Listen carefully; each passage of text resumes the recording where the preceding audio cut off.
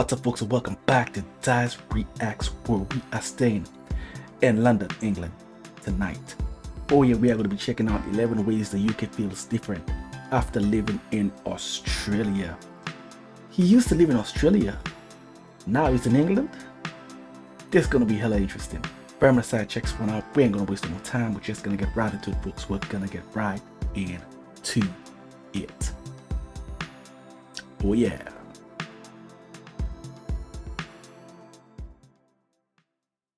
Now, I thought I knew the UK like the back of my hand, but after living in Australia for a year, coming back to the UK just felt a bit odd. It's like returning to your childhood home, but all of the furniture has just shifted slightly to the left by 2 inches. And it's weird, the sky kind of looks different, the air feels different, people act differently. And although I'm stating the obvious here, you really do underestimate how the tiny little details of moving country can feel completely off to what you're used to. So today I'm breaking down the 11 ways the UK feels different to me now after having just lived in Australia for a year. And make sure you stay till the end because I guarantee you'll learn something you've never heard before. Hey mate, welcome back. If you're new here, I'm Sam, a British actor and runner documenting my journey of rebuilding my life in Australia. Now, number one isn't something I would have ever expected to notice, but the sky isn't as blue in the UK.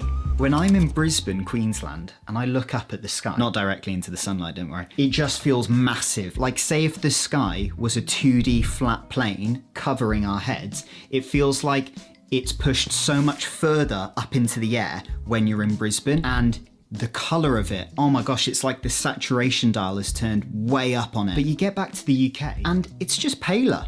It's not as vibrant, it's not as saturated. I know this sounds really weird right now. Now it's not weird because a lot of people always see, like in a lot of movies and just something in general that I've heard, the UK skies are always grey. Since he traveled to Australia, it kind of, how would I say, put that fact in the spotlight. As he went back to the UK, he's realizing how much of a difference it is. Yeah, not like he doesn't know, I would assume. Just like the comparison is just like night and day. Yeah. But when I'm in Australia, having that big vibrant blue sky up ahead, I don't know, I just get this excitement. I feel like I can take on the world. Now I'm back in the UK. Although I am loving it being summer here and us having actually good weather for once, the pale sky here just makes you feel maybe a little less optimistic, I want to say. It's a completely personal experience, but that's my experience. Number two, homes in the UK are so hot in the summer. And no, it's not just because we don't have air conditioning. As I'm sure a lot of you know, UK homes are built to trap in heat. Our insulation in our homes is impressive. Almost all windows in a modern UK home will have double glazing windows. Not to mention we have, thick loft insulation. We've got thick carpet. The thicker the better. It doesn't just feel nice on the toes, it also keeps you nice and warm. And of course we've got central heating, hence why if you live in the UK you'll be paying a lot on your gas bill. And because of this, sometimes you don't even notice how hot it is in a UK home until you're waking up at 3 AM absolutely boiling, wondering if you're being roasted for Sunday dinner. Sorry, pause. The ice cream van's coming around. That's nice.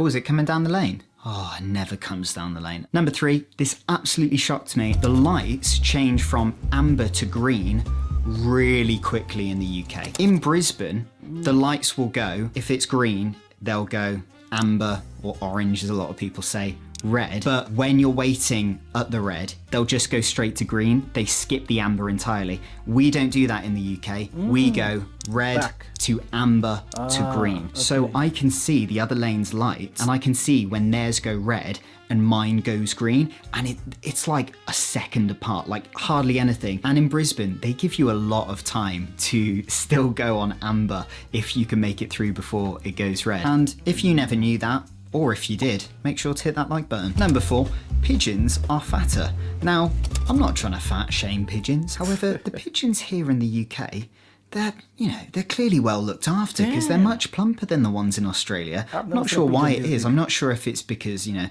bit of a smaller country here, so easier access to food. But it's funny, the pigeons here, they honestly look like they're bulking for winter. And I kind of get it. If I was a pigeon and I had to live outdoors, and I needed to hibernate, I absolutely would be bulking as well. I think pigeons are so cute. A lot of people call them pests and vermin, but from what I've read, at one point, pigeons used to be a human's best friend, and they were really useful and they were really well looked after. But as soon as more modern technology came into place and we had telephones, the pigeons were kind of thrown out on the street, quite literally, having to fend for themselves. So I kind of get why they're plumping up, because they're not always treated nicely here. Relationship between humans and pigeons, because this has been highlighted in so many movies. It makes sense during especially wartime to have as your friend, almost like to your companion, to keep you sane.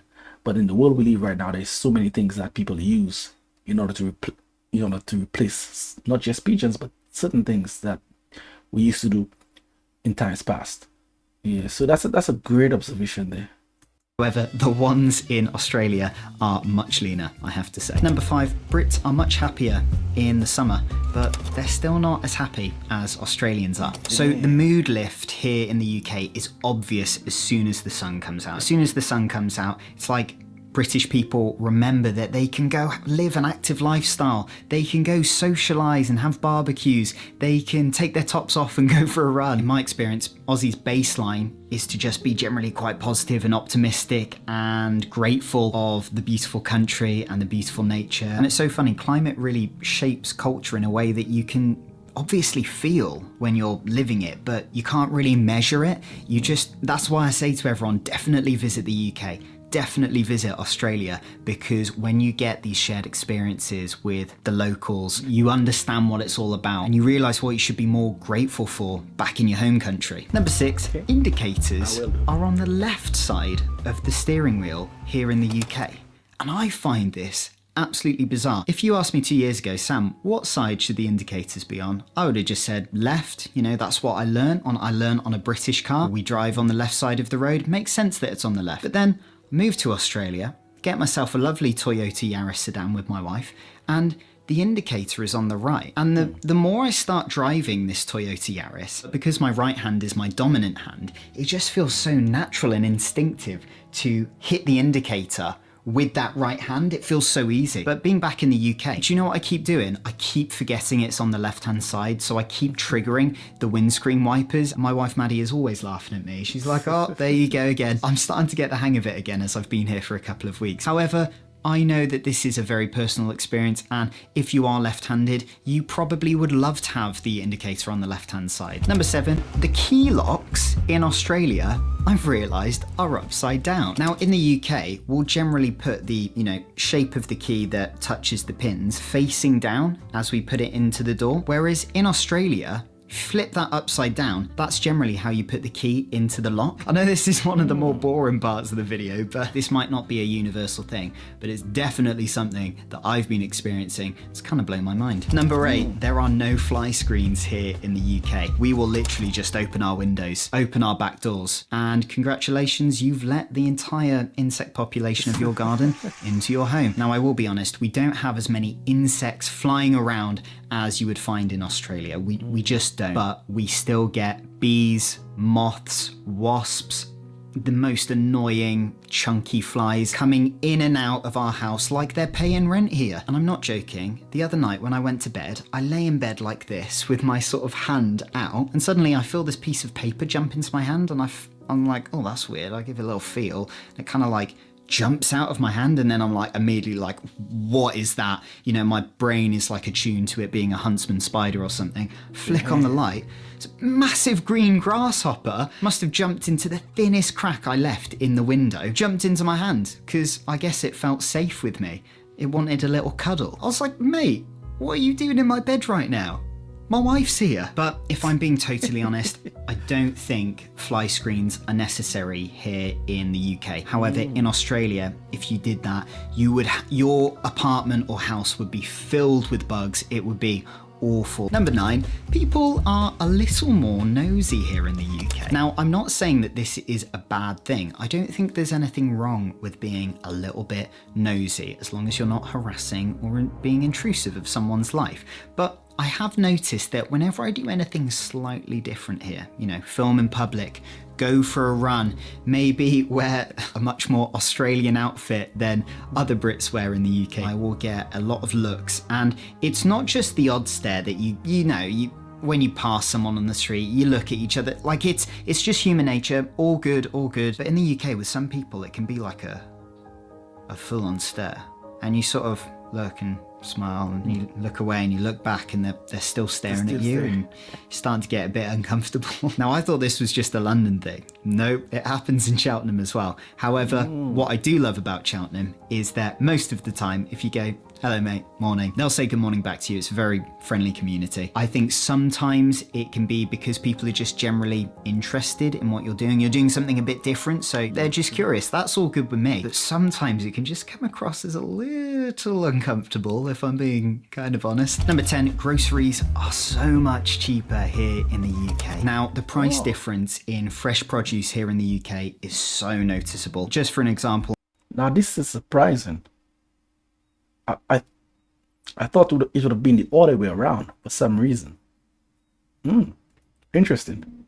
This is from a recent Aldi shop that my wife and I did. Now, if you think Aldi in Australia is one of the cheapest supermarkets, wait till you come to Aldi UK. Oh my gosh, it gets even cheaper. Now, we do import a lot of our fresh produce from foreign countries, and I totally understand that in Australia, a lot of it is grown in the country, which is a beautiful thing to, you know, buy something in a supermarket that's been grown at home. But fruit and veg in Australia can be really pricey, and honestly, it stretches even further from that. Things like biscuits, sweets, chocolate, ice cream, tea, things like that, all of this is so much cheaper in the UK, and that's even with the sugar tax that we've added on. But on the other hand, when certain fruits and veg are in season in Australia, they can be cheaper than certain fruits and veg that aren't in season in the UK, as a generalization. And number 11, the UK is more beautiful than you realize. I'm back in Cheltenham. It's a small town. This is...